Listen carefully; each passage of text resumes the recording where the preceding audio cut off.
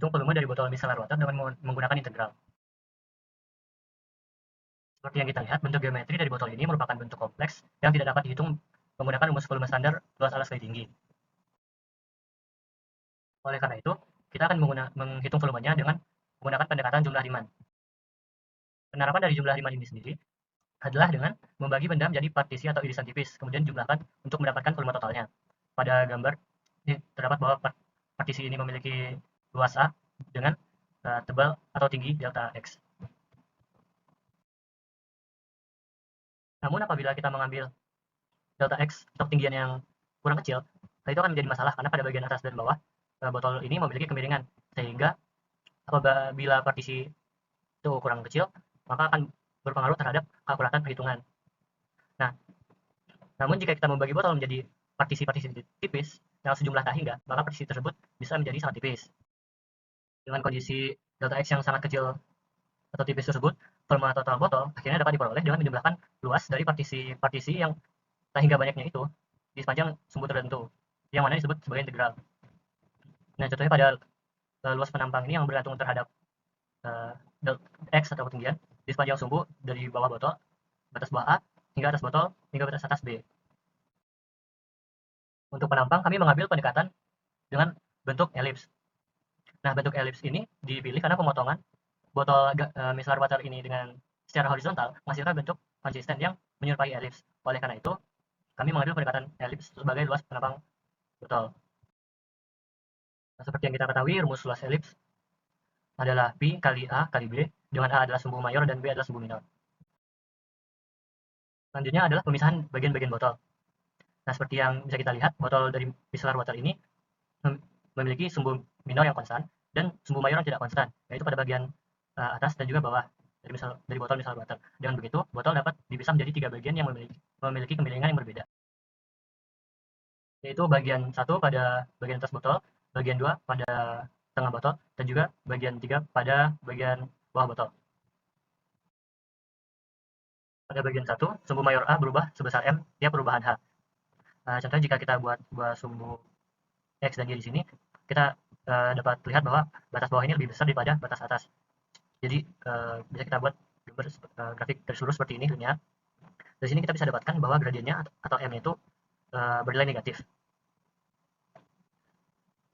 Lalu setelah kita dapatkan bahwa A atau sumbu mayor ini adalah fungsi terhadap H, maka kita ketahui dapatkan luas penampang dari bagian atas ini adalah Pi dikali fungsi A terhadap H dikali B. Lalu jika dikali delta H, kita bisa dapatkan delta volumenya adalah Pi dikali fungsi A terhadap H dikali B dikali delta H. Selanjutnya kita bisa membuat integralnya, yaitu volume adalah integral dari batas bawah hingga batas atas dari volume H dH. Maka volumenya adalah integral dari batas bawah ke batas atas Pi fungsi A terhadap H B dH. Selanjutnya pada bagian 2 dapat kita lihat di sini bahwa A-nya itu konstan karena tidak ada kemiringan. Jadi kita bisa dapatkan delta volumenya hanya dengan memasukkan rumus luas alas kali tinggi, yaitu Pi dikali A yang bernilai konstan dikali B dikali delta H. Dan selanjutnya pada bagian 3, sumbu mayor A juga berubah sebesar M terhadap perubahan H. Namun di sini terlihat bahwa A yang berada di batas bawah itu lebih kecil daripada A yang berada di batas atas, sehingga jika kita tarik linear maka akan seperti ini. Dengan begitu maka kemiringannya atau M akan bernilai positif. Dengan begitu kita dapatkan rumus luasnya adalah Pi dikali fungsi A terhadap H dikali B.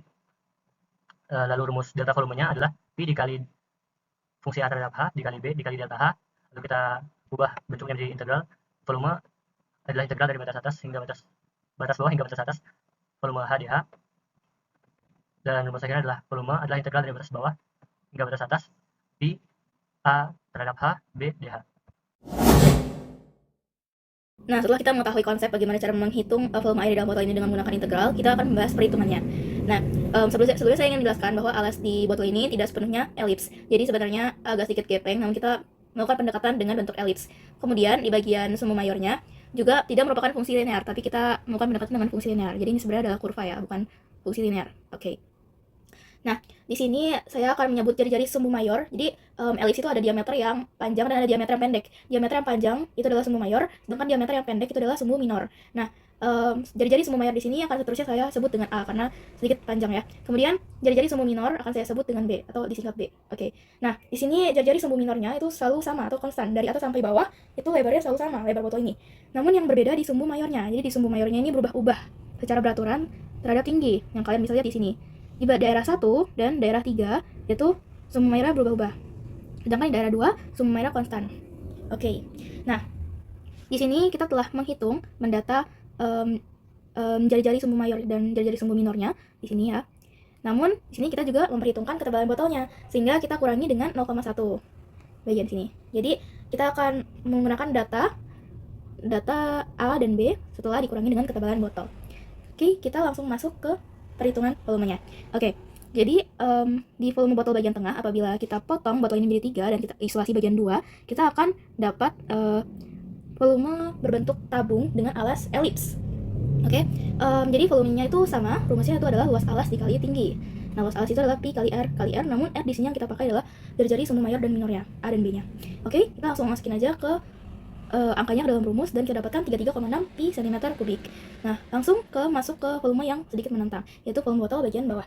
Nah, yang perlu kita perhatikan bahwa A di sini tuh tidak konstan lagi ya, tapi berubah-ubah terhadap ketinggian. Nah, di sini kalian bisa lihat apabila volume ini bentuknya seperti kerucut terpacung dengan alas elips ya. Apabila kita potong secara horizontal dan potongan secara horizontal itu akan didapatkan sebuah elips dengan ketebalan delta H ya. Jadi sebuah elips dengan ketebalan delta H. Oke, ya itulah ya. Nah, di sini kita bisa menghitung elemen elips ini dengan tadi. Jadi elemen elips ini adalah si tabung dengan alas elips tadi. Jadi sama aja, yaitu volume sama dengan luas alas kali tinggi. Nah, tapi yang perlu kita perhatikan di sini A-nya. Jadi A-nya itu merupakan fungsi. Kenapa? Karena dia selalu berubah. Nah, bagaimana cara mencari fungsinya? Jadi karena kita melakukan pendekatan dengan fungsi linear, kalian tahu bahwa fungsi linear adalah fx sama dengan mx ditambah c. Dan kita ubah variabelnya biar lebih mudah dipahami. Nah, di sini kita tahu bahwa ketinggiannya 1. Nah, ketika A di ketinggian 0 itu adalah 1,9 cm. Sehingga kita dapatkan C adalah 1,9. Karena kenapa? Karena ketinggiannya ketika kita masukin 0, maka 1,9 sama dengan C gitu. Oke, selanjutnya kita cari gradiennya. Nah, gradiennya ini adalah perubahan A terhadap perubahan ketinggian. Jadi dibagi perubahan ketinggian. Jadi 2,8 dikurang 1,9 per perubahan ketinggiannya itu 1 cm. Jadi kita dapatkan gradiennya 0,9. Nah, setelah itu kita masukin aja gradien dan C-nya, konstantanya. Kita dapatkan fungsi A terhadap ketinggian yaitu 0,9H plus 1,9. Nah, kita substitusi aja ke sini sehingga didapatkan volume untuk elemennya yaitu segini. Nah, kemudian kita hitung aja volumenya menggunakan integral dengan batas 0 sampai 1. Kemudian kita dapat volumenya itu 3,52 cm kubik pi. Oke. Oke, lanjut ke volume botol bagian atas. Jadi sebenarnya sama aja seperti yang bagian bawah. Yang bedanya yaitu hanya di fungsi jari-jari sumbu mayornya, fungsi A-nya. Kita bikin lagi jari-jari fungsinya, fungsi A-nya. Kemudian juga batas integralnya karena ketinggiannya berbeda. Yang kalau kalian bisa lihat di botolnya tadi kan juga yang bawah lebih pendek, sedangkan yang atas lebih panjang ya. Jadi berbeda ketinggiannya. Oke. Setelah itu hitung aja seperti biasa dengan integral, maka kita akan dapatkan volumenya itu 4,83 pi cm kubik. Nah, lalu kita totalin aja semua volumenya dan dapatkan 131,81 ml.